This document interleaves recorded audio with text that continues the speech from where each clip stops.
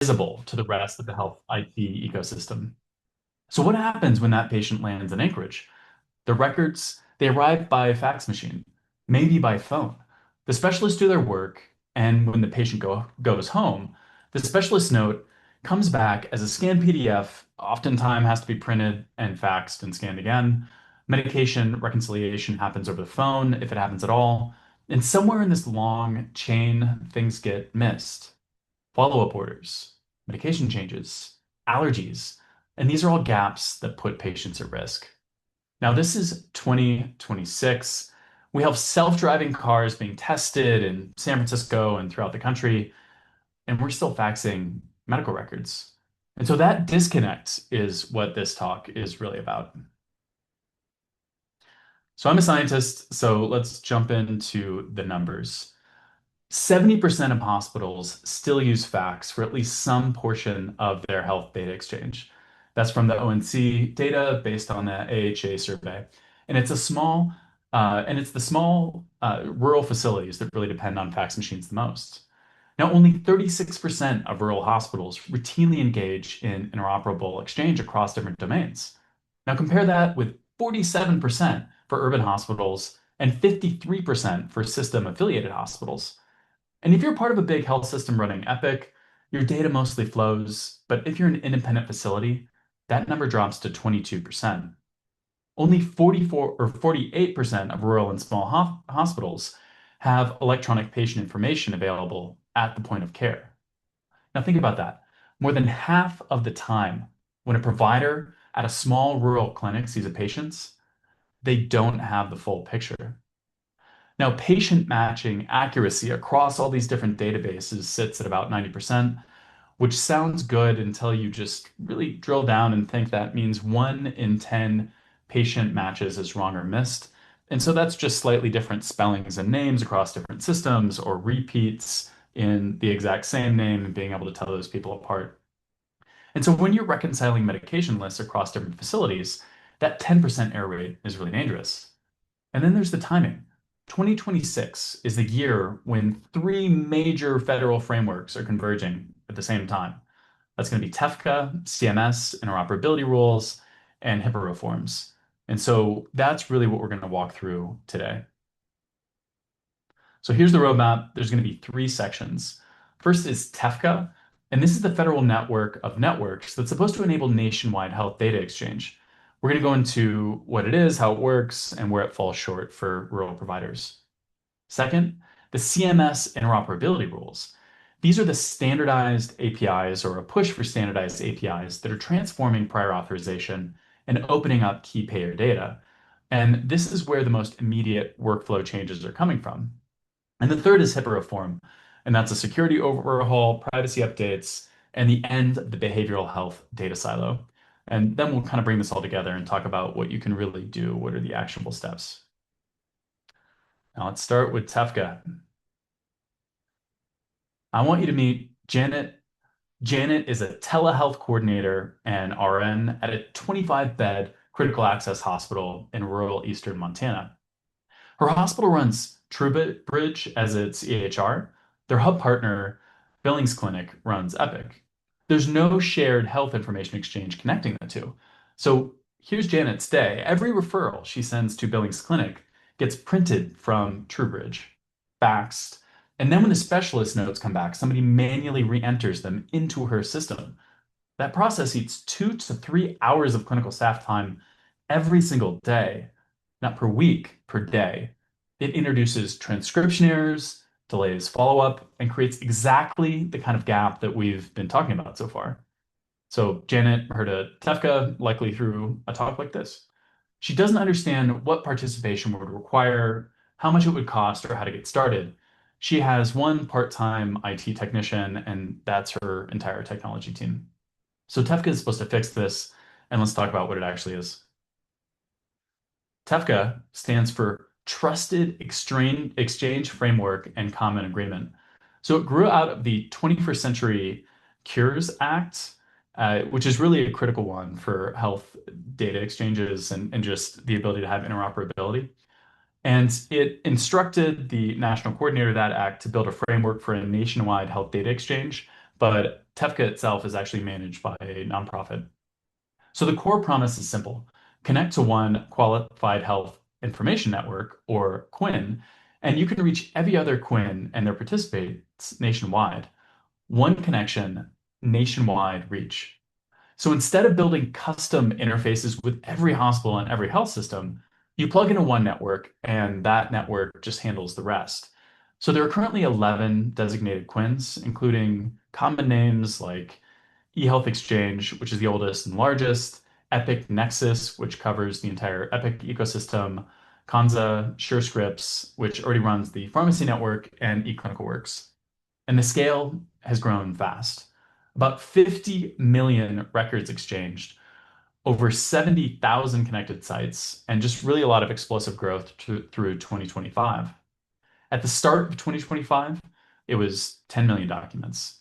By the end of the year, 464 million. So that's the network effect in action. The more organizations can join, the more organizations that join, the more valuable it becomes for really everybody. Now, a key thing too is that a QUIN doesn't store the patient data in a central database. It operates more like a switchboard. So your data stays at the source. And when another provider needs records of your patient, that request gets routed through the QUIN network to wherever the patient has been seen. And then the data comes back. And so the QUIN maintain a record locator service, basically a directory that knows where patients have received care, but the clinical records themselves stay local. That's the promise. Reality check. So on the left side here is what works. If you're on Epic, TEFCA was, we're quoting from one implementation report, a matter of updating a couple settings. Epic built its own QUIN, Epic Nexus, so their customers get connected almost by default. So if you're on a major platform that's either become a QUIN itself or is connected to one, the path is really, really smooth. And there are really only two on-ramps for any provider. Either your EHR vendor becomes a TEFCA participant or becomes a QUIN itself. And so Epic, for example, became a QUIN itself because it had such a large network, whereas other ones can kind of plug into those systems. Or your regional health information exchange becomes a TEFCA participant and you connect through them. So if there's already a HEI in place, those can connect to QUINs. And so all of that kind of gets handled in the back end. So what doesn't work about this? If you're on TrueBridge, an older Meditech, Athena, or IHS, RPMS, that path to TEFCA is really unclear. These vendors either can't afford to become QUINs, haven't prioritized it, or in the case of RPMs, are federal systems dependent on congressional appropriations that just really haven't come yet. So only 39% of non-networked hospitals even intend to participate in the program. The TEFCA agreement also lacks provisions for tribal data governance. Tribal organizations, they assert data sovereignty, and that's the principle that tribes own and control the health data about their members. And so participating in a QUIN could expose the tribal data to queries from non-tribal entities in ways that conflict with tribal law or cultural norms. So that's really a fundamental tension that is yet to be resolved in some of this. And there's still no universal patient identifier. We're stuck with probabilistic matching at about 90% accuracy, and that's going to be through at least 2030. And so again, that's if it's Sam Smith, which Sam Smith is it? And is that the same as Samuel Smith, et cetera? It's a hard problem. It's one that there's a lot of cool techniques for, but it can get you to about 90%. So TEFCA is real, it's growing and it matters. But if you're Janet in Montana with TrueBridge and one IT person, it just hasn't really reached you yet. So now we're going to get into the CMS interoperability rules. This one is the most concrete. It's where the near-term changes are really happening. So let's meet Tom. Tom runs a 3-provider rural health clinic in Wyoming. He has one billing specialist. She completes 39 prior authorizations per week across different payer portals, each with different documentation requirements, different login credentials, different submission formats. So that's 13 hours of staff time every week just on prior authorization at a 3-provider clinic. That staff time not spent on patient care, not spent on anything else that moves the clinic forward. And this is all stuff I'm sure that is very frustrating for any of you that are living this. And here's the cost that really makes one's jaw drop. A manual prior authorization, and that's the fax phone portal, costs about $3.52. Using it and doing it electronically, that's 5 cents. So that's a 70x gap. That means that clinics are spending 70 times more than they need to on a process that nobody really thinks is the fun part of their job. Providers hate it, staff hate it, patients hate it when their care gets delayed. And so the CMS interoperability rule, CMS 0057-F, it's designed to close that gap and really solve that problem. And so I'll walk you through what's already in effect and really what's coming. But this is the one that, I think is pretty exciting. So phase one is live. It took effect in January 1st of this year. So the first is faster prior authorizations or PA decisions. Payers in Medicare Advantage, Medicaid Managed Care, CHIP, and the exchange plans now have 7 days to make a standard prior authorization decision and 72 hours for expedited requests. So a massive kind of change in the amount of times that's allowed.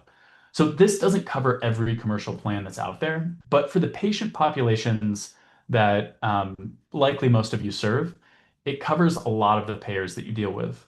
If you've ever waited 3 weeks for a PA response for one of these plans, at least in theory, that era is over. Second, specific denial codes. And so this is a bigger deal than it might sound, especially for us data nerds. Previously, when payer denied a prior authorization, they could send back not medically necessary and just leave it at that. It's just a total black box for why this decision was made. Now they have to provide standardized, specific reason codes. Was the documentation incomplete? Did the clinical information not meet criteria for that specific service? Was there a preferred alternative? You get an actual answer you can act on. And so that makes the appeals faster and more targeted. Third, public PA metrics. So name and shame, basically. So the first reports were due March 31st of this year. For the first time ever, you can compare payers' approval and denial rates, their average decision times, and their appeal outcomes side by side. So this is going to be an entirely new tool in your toolbox, in patients' toolboxes as they choose different forms of insurance, in organizations as well. And so this especially matters, all of this matters, this data interoperability, because of the AI trend. So 61% of physicians in a 2024 AMA survey expressed concern that payers' use of AI is increasing denial rates. And a Senate investigation found that during a period when Humana was deploying AI decision-making tools, post-acute care denial rate was 16 times higher than its overall denial rate. And here's the kicker. 82% of Medicare Advantage PA denials are overturned on appeal, but only 0.2% of patients actually appeal. So the system generates mass wrongful denials, and it works because almost nobody fights back. And so these public metrics and these sort of specific denial codes and these faster decisions really give you the data to fight back against that and to also kind of automate the responses and the compilation of data to argue persuasively for care that needs to happen. So phase two arrives January of 2027, and this is the bigger technical lift. There are 4 Fire-based APIs that must be live. So Fire, I'm not going to go into too much detail about that. It's a data format. It's a way that people are supposed to organize the data, and we can kind of leave it at that. And an API is an application programming interface, and so you can just think of that as ways that computers talk to each other. And so Fire is kind of the language they need to use, and APIs are the way that they're connected so that they can transmit that language. So there are patient access and provider access APIs, and patients will be able to pull their claims, PA status, and denial reasons through apps. And for the first time, clinicians will be able to pull payer-held data in near real time. And so that means claims histories, big one, medication refills, discharge information from other facilities. This is the data that has just been a bane of not having access to that now in theory is going to be showing up in your EHR.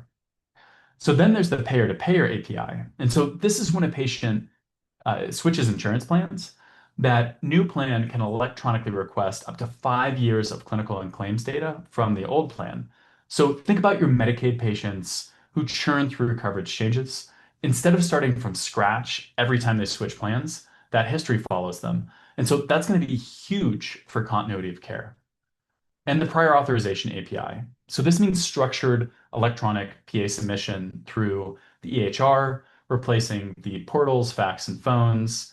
This is where cost drops from 3.52 or $3.52 to 5 cents. And yeah, that'll be great. So who has to comply? Well, Medicare Advantage plans, Medicaid and CHIP managed care, and qualified health plan issuers. So this is a pair rule primarily, all of this, but it really affects you because these APIs affect what data follows and how you interact with payers every day and what data can really flow to you. And so the catch is that the benefit depends on the EHR vendor actually building the tools to consume these APIs. If your vendor is slow, you will have to wait for those data. So everyone's favorite mandatory yearly training, HIPAA. Let's talk about HIPAA and HIPAA reform. And we'll kind of mostly focus on correcting some misconceptions that are probably costing people more than they realize, and in the future definitely will. So first meet Dr. Okafor. He's a telebehavioral health psychologist working across 3 states and 5 facilities. Now, until very recently, his work involved a uniquely painful data problem. So, substance use disorder lived in completely separate siloed data from the rest of a patient's medical record. They had their own consent framework under 42 CFR Part 2, and that's far more restrictive than HIPAA. So that means every time Dr. Okafor wanted to share information about a patient's SUD treatment with their primary care provider, they needed to get a separate consent form. And if that information got shared, the recipient couldn't pass it along without yet another consent. The results 30 to 45 minutes of duplicative documentation and manual note transmission every single day.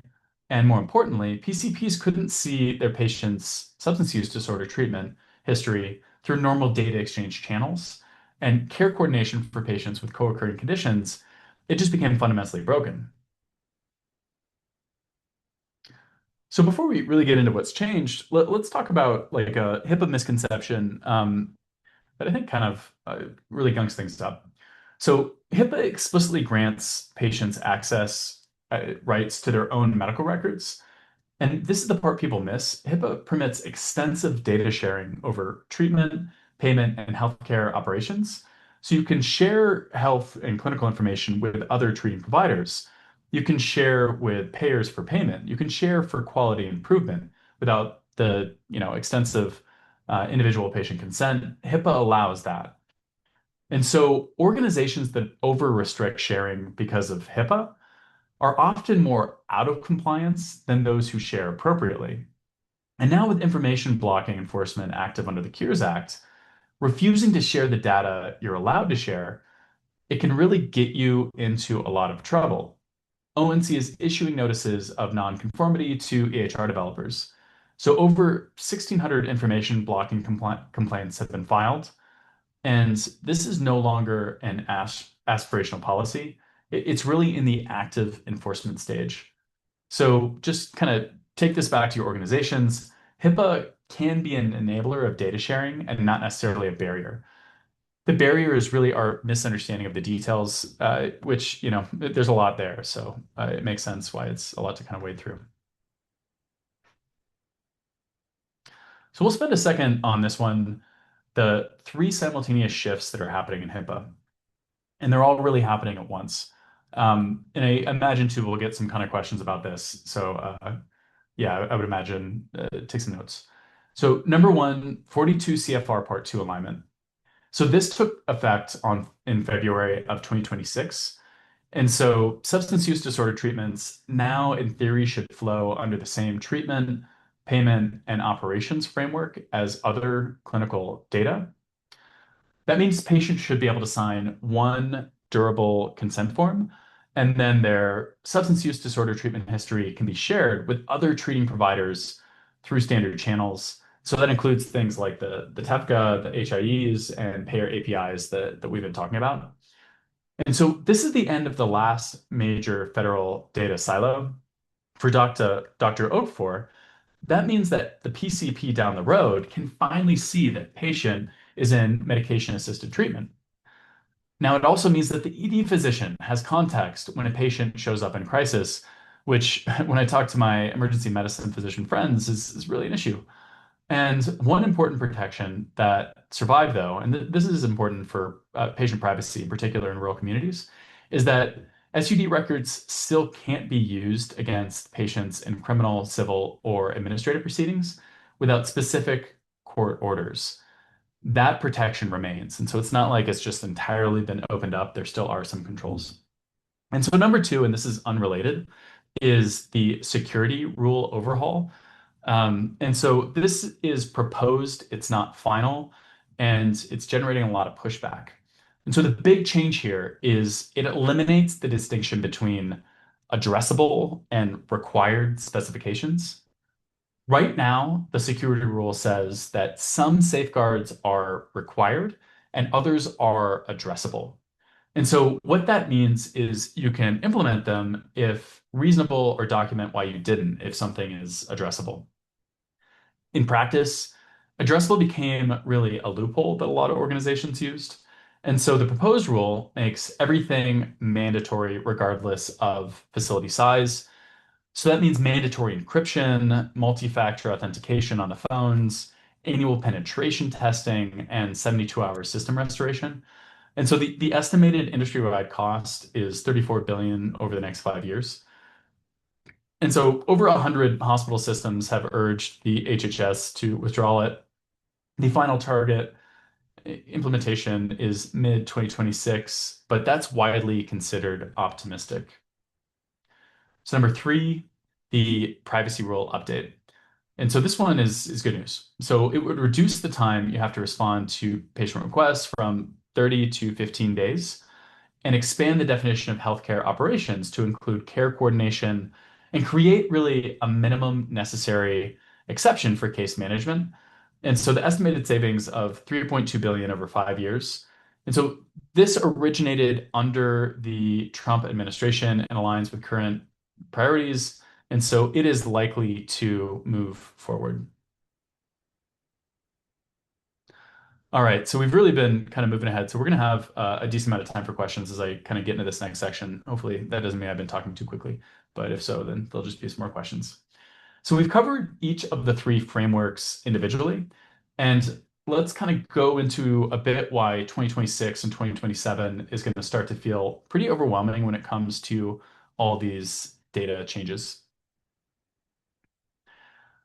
So really, there's one foundation and three frameworks. So that's kind of the good idea, or sorry, the good thing here is there's been some foresight into making sure that all this stuff rests on the same foundation. And so really kind of like works together rather than necessarily opposed. And so a big part of that is FHIR being the technical standard. That's that common language that I mentioned earlier that systems use to exchange structured health data. And US CDI is the minimum data set. Again, this is kind of some technical language, but there's a lot of different specific data elements about patients that need to be exchanged, and those cover clinical data, social determinants, demographics, and insurance information. It's also a really flexible framework, FHIR is. And so it ends up that, just because somebody's using FHIR doesn't mean it's exactly the same FHIR that two are using, but it really is, it's a start. And so that's important. Then you have the TEFCA that we were talking about earlier that builds the pipes for the nationwide exchange. And so that links together these health exchange platforms that can be regional with kind of national ones. So you can get records from one place to another. And a provider doesn't really have to worry about what's happening in the back end. They can just kind of request that information. So the CMS rule opens data through payer APIs. And so again, that means things like getting access to whether a patient's been filling their medications, which is freaking huge. And things that have happened in prior insurance that they've had and records there, being able to access all that electronically. And then you have HIPAA setting the rules and securing the infrastructure and breaking down the remaining silos. And so because they all share that common FHIR foundation, one investment path serves multiple compliance requirements. If one builds a FHIR infrastructure for the CMS APIs, it's also building toward the TEFCA readiness because those same pipelines can just be kind of redirected. And if you implement security controls for the HIPAA overhaul, you're also securing your infrastructure for that TEFCA and CMS and that those rules and compliance depends on. So again, there's not necessarily any opposition between these. It's not three separate projects. It's one project that satisfies three different masters. But let's get into some of the overwhelming part. Look at the timeline and the dates here. In January 2026, that one's here. CMS phase one took effect. In theory, faster prior authorization decisions, specific denial codes, and public metrics reporting. The February 2026, again, already passed the 42 CFR Part 2 alignment deadline. And so OCR enforcement active with penalties up to 1.54 million per year. Mid 2026 this year, the access model launches. And so this is value-based payment model requiring the FHIR APIs, HIE connectivity, and electronic care plan sharing. And so a lot of kind of the additional sharing things. And the HIPAA security rule may be finalized, though the timing is uncertain. And that's the one that ensures encryption, multi-factor authentication, and just tests to see if hackers can get into the system. So January 2027, all four FHIR APIs must be live under that CMS interoperability requirement. And so that's the one that patients can access their information, that providers can access it, that there's that prior authorization API. So that's really a big one that's going to open up a lot of data for you all, at least in theory and for patients. And later in 2027, the lead model launches. And so that requires population health analytics and some of these other kind of details that we didn't necessarily get into. But uh, yeah, so yeah, it's worth some scores there. At the end of 2027, Medicare telehealth flexibilities expires. And so without congressional action, that means that rural telehealth payment parity ends. And for a facility with one IT person or no IT person, this convergence really is impossible to manage without external support. So that's the honest truth. And so let's just talk for a second about what you all can do. All right, so what to do on Monday morning, next Monday. So three things are already enforceable. And so if you haven't really started on some of these, start now. So the first is 42 CFR Part 2 compliance. So again, the deadline has passed on this one. Enforcement is active. So update notice of privacy practices, consent forms, policies, and business association agreements. Those last ones are data sharing agreements. Train your staff on what SUD data sharing is now permitted under treatment, payment, and operations. And if you serve tribal communities, review your consent workflows against tribal governance requirements, not just the federal ones. Those are different. And that federal framework doesn't account for tribal data sovereignty. Second is multi-factor authentication and encryption. So whether or not the security rule gets finalized, there's near certainties in any version that comes out are going to require this sooner or later. So more importantly, 70 to 80%, 77 to 80% of large healthcare breaches are hacking and IT incidents. These are things that we read about all the time, and new AI models that make it much easier to hack different systems just make this even more important. And in 2024, there were 725 large breaches affecting a lot of people. And so MFA encryption are directly designed to address these kind of threats. So I would say don't wait for the regulation to tell you what to do to protect your patients and your organization, just because the tools for doing this hacking are getting a lot easier. And these are the basic things to protect against that. And so third is the HIPAA risk analysis. And this is the most common enforcement finding. And so it shows up in virtually every settlement, foundational for everything else. If you haven't documented a current thorough risk analysis, really that's kind of your first phone call Monday morning. And so some ones that are priority, they're not enforceable today, but they should be coming fast. 9 months to some of these deadlines. So a lot of these things rest on the EHR vendor. And so ask your EHR vendor about their TEFCA roadmap, things like UC or USC DI support and their CMS interoperability timeline. And so if they can't give you a specific answer, that really tells you something important about that vendor. You depend entirely on their upgrade timeline for compliance. If they're not ready, you're not ready, and you can't really fix that on your own. Then connect with your regional HIE. Your regional HIE is increasingly the bridge between small facilities and the nationwide exchange. If your EHR vendor isn't going to become a TEFCA participant on its own, the HIE is going to be your on-ramp. And then also use the prior authorization transparency data. The first public reports from payers are, in theory, now available. So just look up the payers' approval and denial rates, compare them, and use that data in your conversations with them. And that's a lot of leverage that just really hasn't existed before. And then prepare for the CMS API, interoperability API consumption. And so by January 2027, payer data is really going to start flowing into your system through APIs. And so I would say work with your vendor now to figure out how you're going to incorporate claims histories, medication refills, prior authorization statuses into your clinical workflows without really drowning in information overload. It's a lot of really important, useful information, but it's a lot more information. And if you're in a value-based model, start thinking about the data infrastructure for population health analytics, the access and lead models tied to payment outcomes. And so you need data infrastructure to be able to measure those outcomes.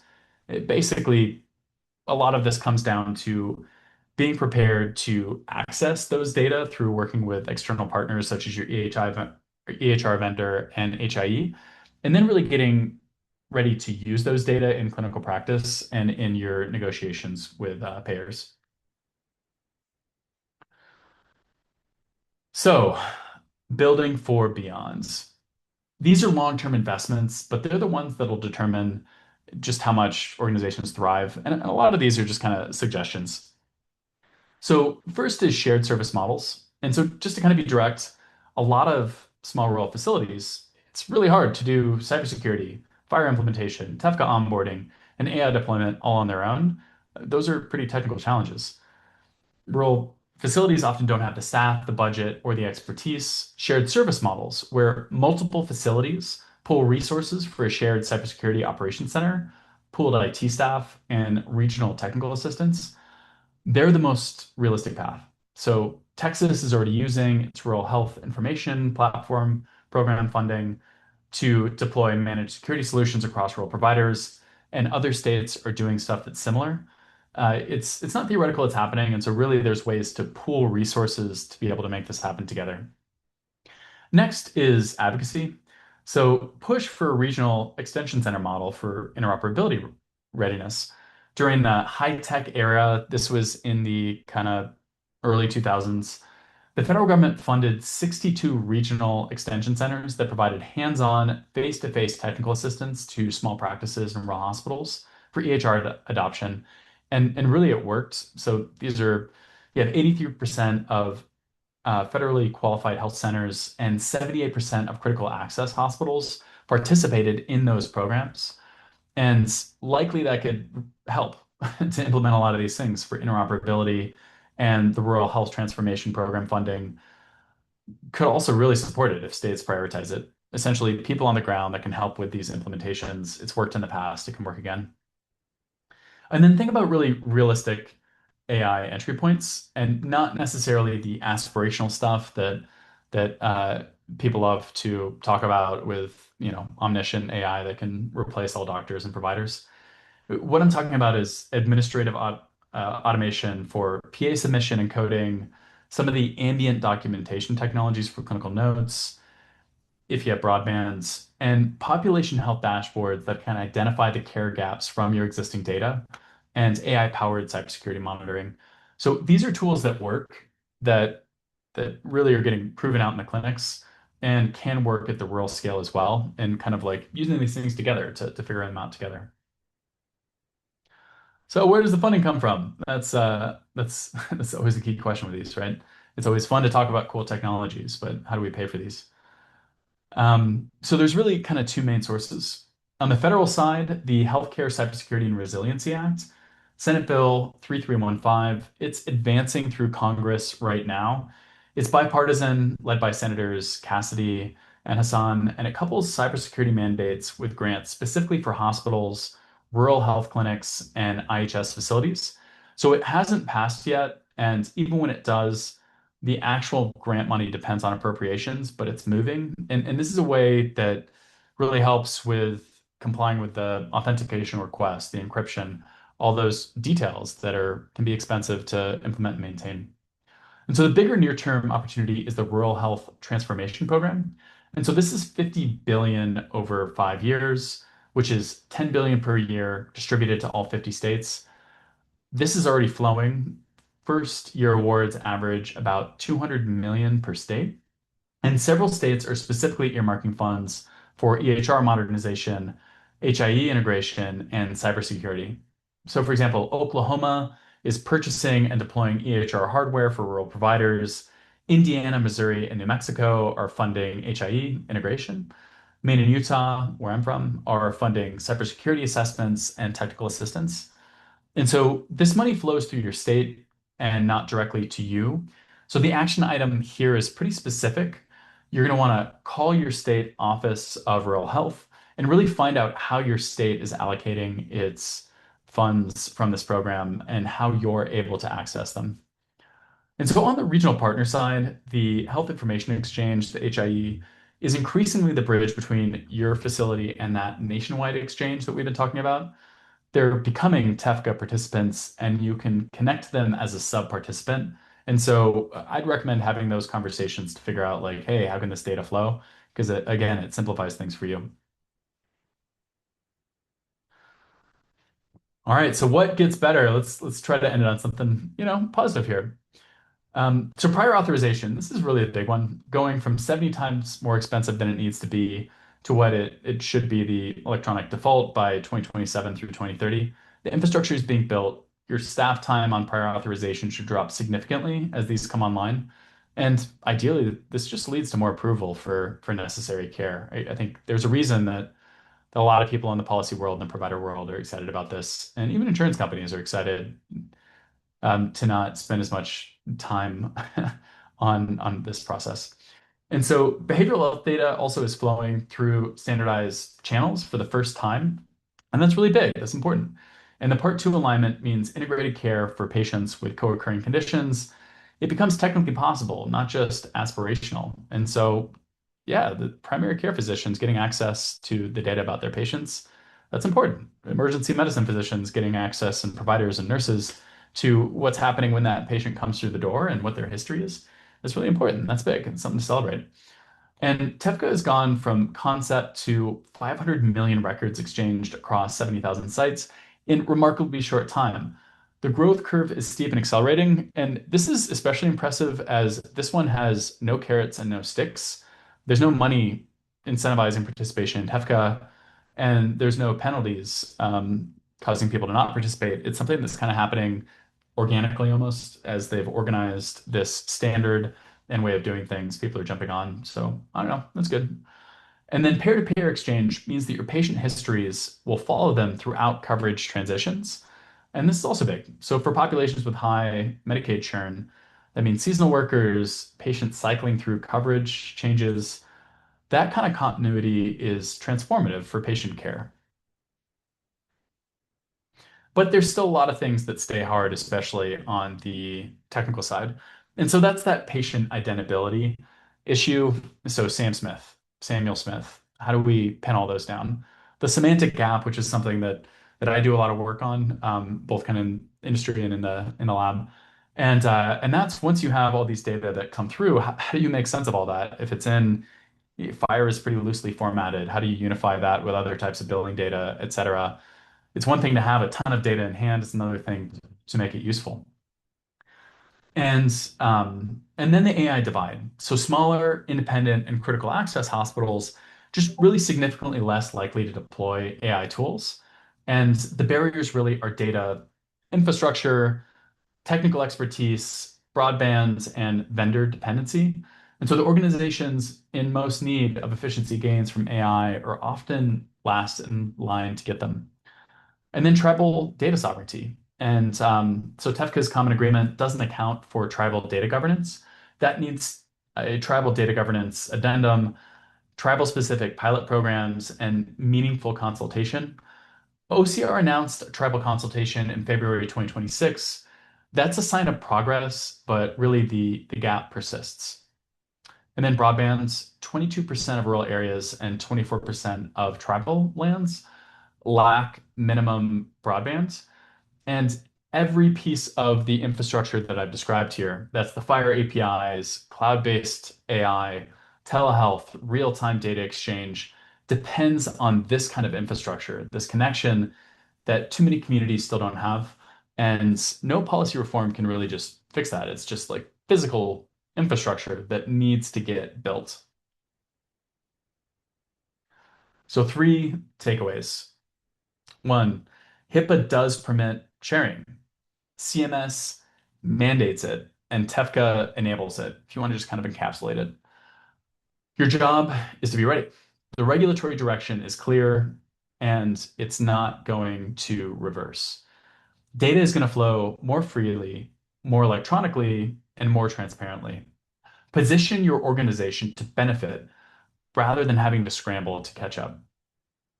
Two, one fire and US CDI investment serves TEFCA, CMS rules, and HIPAA compliance simultaneously. You're not managing three separate compliance projects. You're building one piece of infrastructure that satisfies multiple requirements. That's the silver lining in the convergence. Three, start with what's enforceable right now. And so that means part two compliance for exchanging the substance use data. That means risk analysis and multi-factor authentication, and then really build from there. We can't do everything at once, and nobody really expects you to do everything at once. But those items that are on the do now list are a lot of them are already past deadline, and enforcement in theory is active. So I would say get those done and move to the vendor conversations to make sure that the vendors themselves are well positioned. And if not, maybe get a new vendor. Um, and so connected and comparable is the destination. We're part of the way there. So let's just keep moving. So thank you all for your time. Here's my email, which I'll kind of leave on the screen for a second or two. I lead the Medical Machine Intelligence Lab, and here are some of the members of the lab that do cool work in these different areas, and some of my collaborators in particular in computer science. So with that, we'll take some questions. Thanks. Warren, thank you so much for that amazing presentation. I really think that you made a lot of really complex, things coming down the pipeline very digestible. So we so appreciate your insights and efforts in this presentation. There's a lot of great questions in the chat. The first two are pretty closely related to a question that I actually had too, in regards to how can we find out if the facility that we work with or that we see our, doctors or anything like that are involved with TEFCA.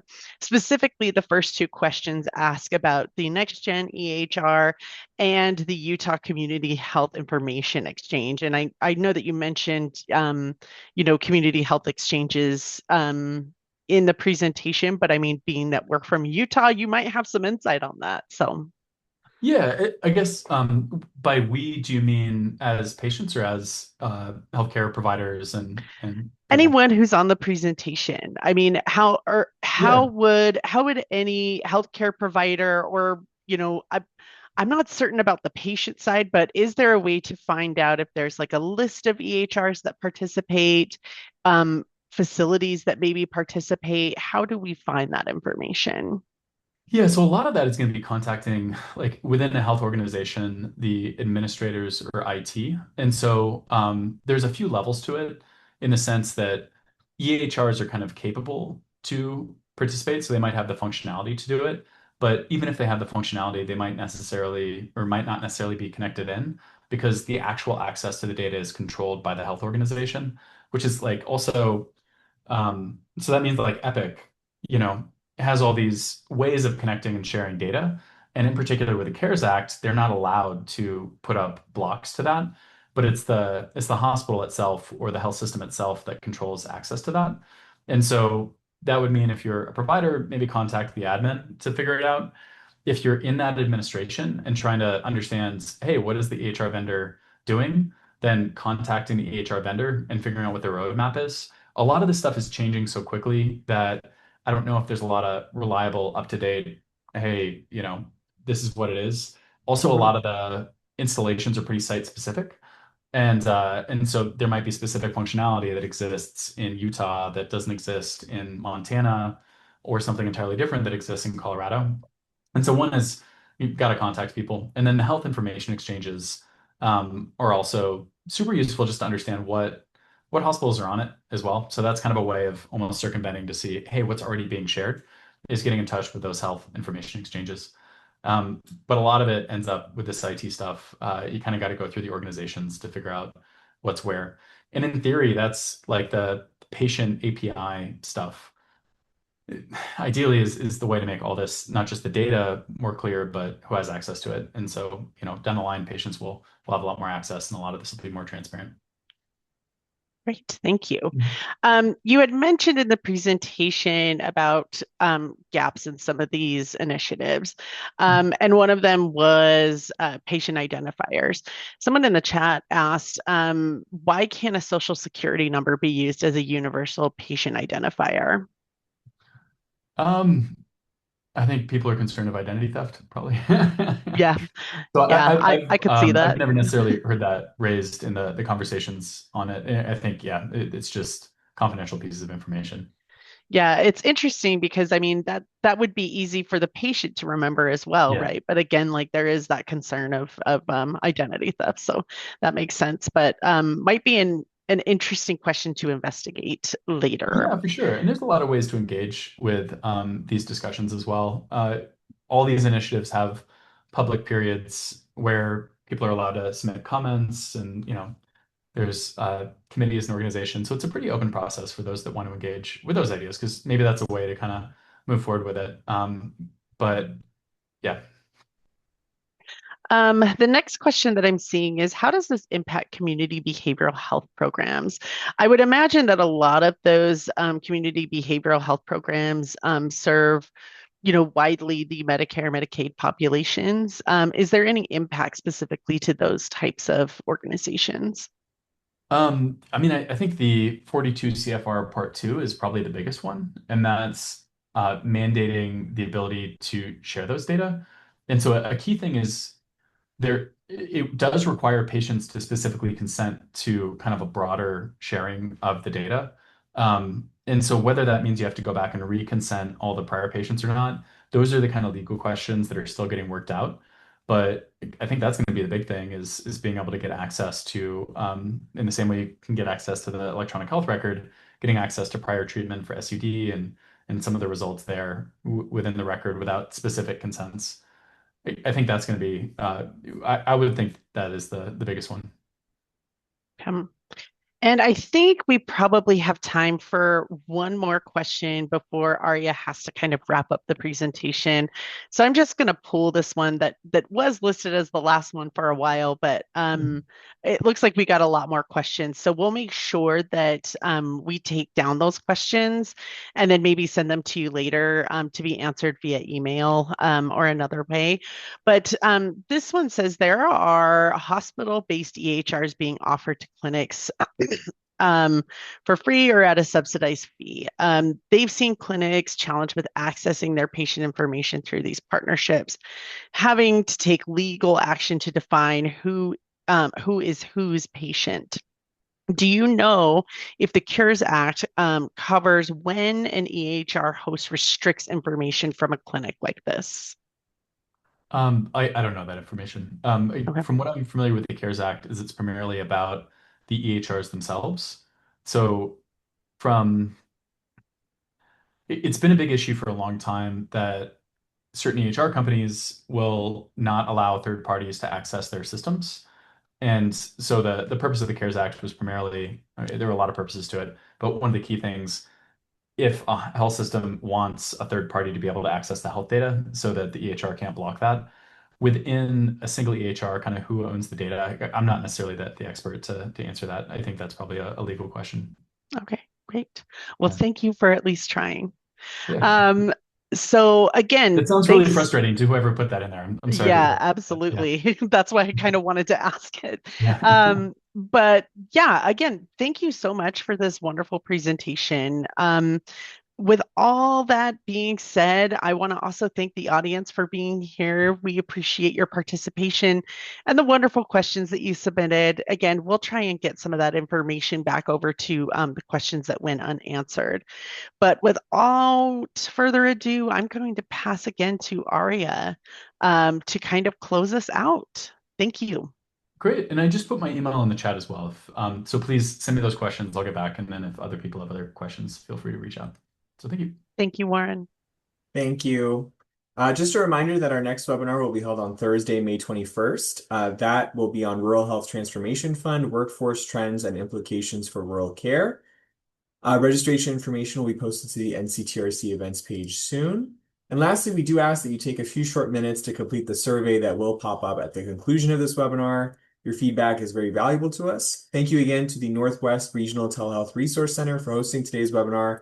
And thank you to Dr. Pettine for his presentation today. Have a great day, everyone. Goodbye.